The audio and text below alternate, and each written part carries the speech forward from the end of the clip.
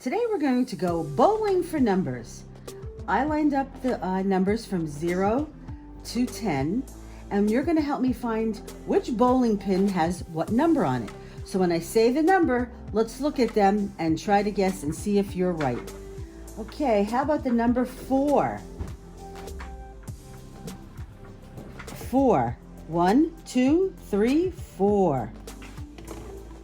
Let's see, how about the number 9? Let's see where 9 is. Number 9.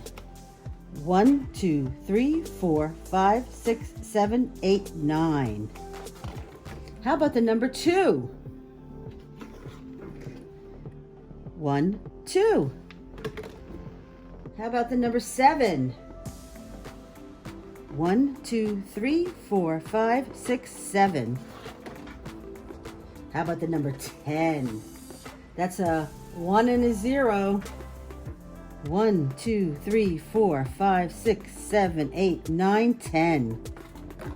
How about the number 6?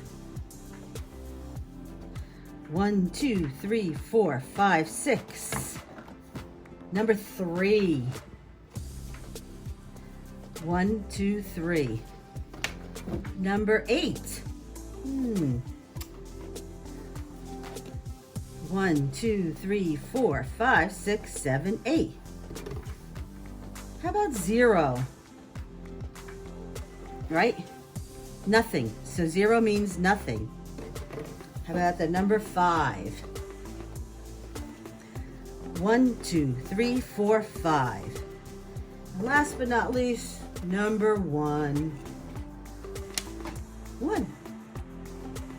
So now what we're going to do is we're going to set them up like real bowling pins, and we're going to try to knock them down.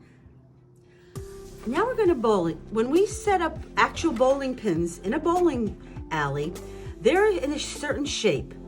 They go 1, 1, 2, 1, 2, 3, 1, 2, 3, 4 to make up 10 pins. And if you look, what shape is this? 3 sides and 3 angles. A triangle, right? So that's how bowling pins are actually set up in a real bowling alley. So now you can take any kind of ball that you have. I happen to have made a aluminum foil ball. You can use different things for pins. You can use maybe Legos. You can use people if you have plastic figures or whatever. And depending upon how heavy they are would determine what kind of ball you'd use. So now you can play the game of bowling. You could play with your friends. You could play with your family. And somebody could set them up and somebody could be the one that bowls.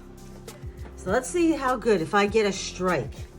Ready, go! Oh, so you know what that tells me? This ball's not heavy enough. So let me see if I have a heavier ball. Okay, so I'm just gonna try again with a heavier ball.